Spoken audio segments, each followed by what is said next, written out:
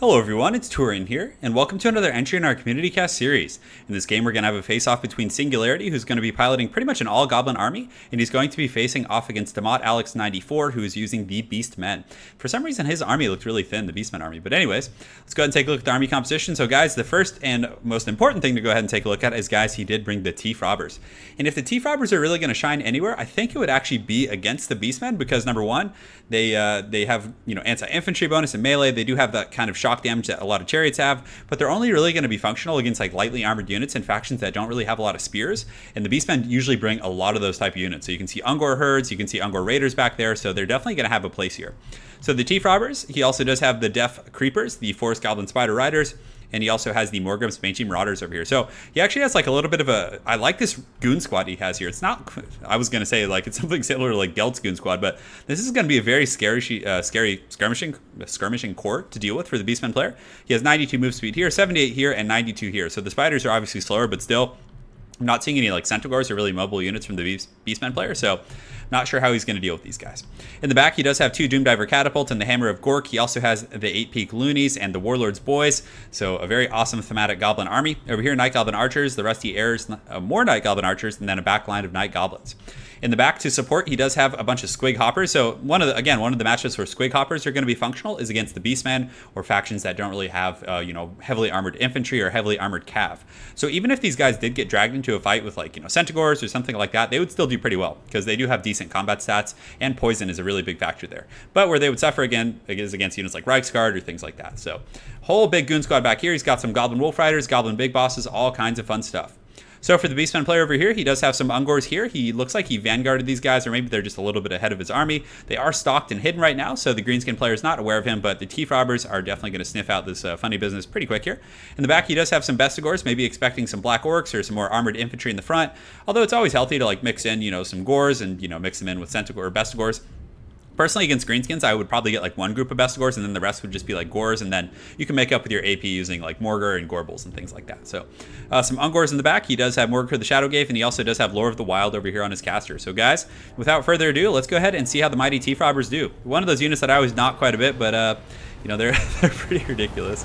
Look at them, just their little haggard wolves like dragging them along the battlefield. But they're kind of exploring in the front line, and unfortunately for this Beastman player, his Vanguard force has been detected. I think he just saw these artillery pieces and thought he could like sneak over there and get them for free, but the Tief Robbers aren't about to have any of that, and their focus fire, even though these guys do have shields, is going to be pretty powerful. You can see they're going to get poisoned by those the Deaf Creepers, and then the Tief Robbers are coming in hot, guys. Just look how angry they are charging in there, just being pissed off about never being picked in multiplayer. So I think they're literally just going to beeline right into these guys. So this guy's just literally doing a drive-by shooting. He's got his arrow cocked, and they're going to charge in there and just do some massive chariot damage to these guys. And guys, I want to show you the shock damage they actually do. So watch the health of this group. Just look how much damage the Tief Robbers did. It was insane. They literally massacred that group of Ungors, just taking them down a good 20%. So, and the Mangy Marauders here are just kind of riding around and skirmishing. So very good micro from the Greenskin player here. He's literally just kind of like circling these guys, shooting them, cycle charging them with the Tief Robbers. This is just a great build, great game, so much fun. In the back, it looks like the Beastman player is kind of hanging out with his forces, getting ready to advance. Did he just cast a buff spell on those guys? Oh, he cast a Pant Impenetrable Belt to give him move speed, because I think he realized that he was in a bad shape here and he needed to get his army moving faster, which is pretty funny. Granted, I don't know if I would have used it there, but still. So the Tief Robbers pushing in here, just continuing to ride through these guys.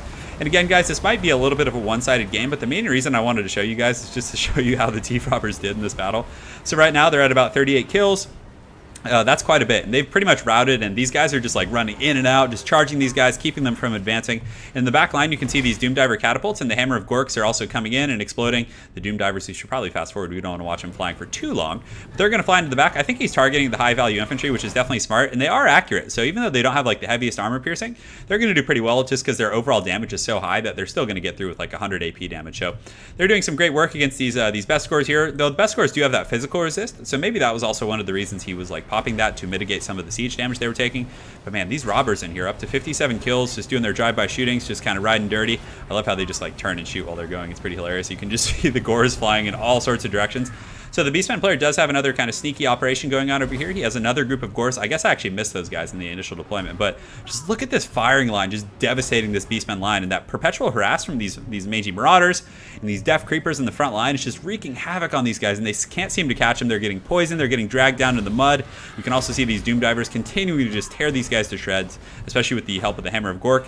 And there's a little bit of a Gobbo, army over here, but this Gore force over here could be a little bit overwhelming, but they didn't expect the T-Frobbers, guys. So they're just going to get like rowed down and just kind of massacred by those guys, because again, they're lightly armored. They're pretty much the ideal target as long as he's really good about kind of cycling the T-Frobbers. So these beast units in the front line finally catch some of these guys, but they're able to quick out and quickly start shooting them in the face. And the robbers look like they're kiting as well. So just this like goon squad just riding around and just kiting all these filthy beasts is pretty great. Over here in the front, the Beastman player is still trying to advance, but he's kind of stuck in a rock and a hard place right now because he's getting sieged. He also has this massive cav force right here. So at this point, if he pushes up here, he's going to get rear charged by all these squigs and moon howlers and all these other units. And he also has this force over here to worry about. So he's pretty much his vanguard force that he was trying to flank with over here has kind of been taken offline. The Gors did get a bit of an engagement with some of these Night Goblins over here, and this probably feels so good for the Beastman player to finally get in and like massacre some of these guys. But Night Goblins actually aren't bad against these type of units, and in many ways, it's a decent counter because of the poison. Although these are the armor sundering, so it's not going to be that as good as like poison would be. So the Gors will win that battle against the Regiment of Renown. They'll probably be able to win this side of the battle, but still, they're taking massive losses, and they're literally just being like forced in this horrible position, being gunned down. This Greenskin harass force is just riding in and shooting. And then you have this massive goon squad of squig hoppers coming in here, so you can literally see Doom Divers and all these other troops just coming in. This is definitely looking very grim. And again, guys, like I mentioned, it is one-sided. I try to show more like balance, not balance per se, but like more even battles. But I just had to show you guys the T-Frobbers, and I really like the play from the Greenskin player. He was really relentless with his like harass and pressuring from different angles, and just making it very, very tough for the Beastman player to like get a solid engagement. So over here in the back, you can see the Gore herds were able to win that fight, and if they hadn't got help from these Night Goblins up here, this could have been something that he might have been able to take. Granted, I think they are starting to waver, probably due to like army loss at this point. You can see more occurs in here. There's still about a minute and a half left on the battle. I believe he does have a Chaos Spawn. He has the Staff of Ruin and Corruption. Does he? Well, it looks like he actually forgot to bring it, so that's definitely another big setback for him. And most of the Beastman forces have been kind of massacred here and pushed off the battlefield. So at this point, we could probably fast forward a little bit. I think that's going to be all she wrote. Some of the Beastmen forces here are going to get charged on, and we got to show you guys that sweet, sweet T-Frobbers action. So these guys just MVPs this game, guys, carrying some serious weight. Just running these guys down, and let's see how many kills they actually have. That's going to be the most important metric to take note of. 112. That's got to be a record. So maybe we'll make that on a challenge. So if you guys can send me a replay, maybe we'll make it like a series on the channel, the T-Frobbers challenge, to see who can get the most kills in a ranked battle. So not like well, I guess there's no way of really telling if it's a ranked battle. But if you guys like that idea, let me know. I have like a T-Frobbers channel, so send me a replay. Oh, maybe that'll be like the DLC giveaway we'll do. Like, whoever can send in a replay with the T-Frobbers getting the most kills, but then people could stage it. Like, how do I enforce that, Maybe I'll think of some way. But Morker in here is putting up a little bit of a last stand, but for the most part, the Beastmen forces are pretty tattered. The T-Frobbers and the boys are able to take the day. So, well played. It was fun. The Beastman player definitely needed some mobility. I would have probably cut one group of these guys, and it looked like he brought a lot of spells on his Bray Shaman, so perhaps he wanted to experiment, or maybe he's new to the game. So if you're watching, definitely cut some spells off the Bray Shaman. Go a little bit wider, get some spears for your back line, and also try and keep your army a little bit more centralized. If your opponent has like a very mobile force, I would suggest like moving as one and just moving towards those siege pieces. No matter what comes your way, just take that fire, push through, get some Centaurs in there to intercept the T-Frobbers, because they would have just shut them down like really aggressively. The regular Centaurs are a very good counterpick to Greenskin Cav. But regardless, very well played to Singularity, as well as Demot Alex 94. Awesome showing from the T-Frobbers, racking up 144 kills. Hopefully you guys enjoyed that community cast. And guys, I got more content coming soon.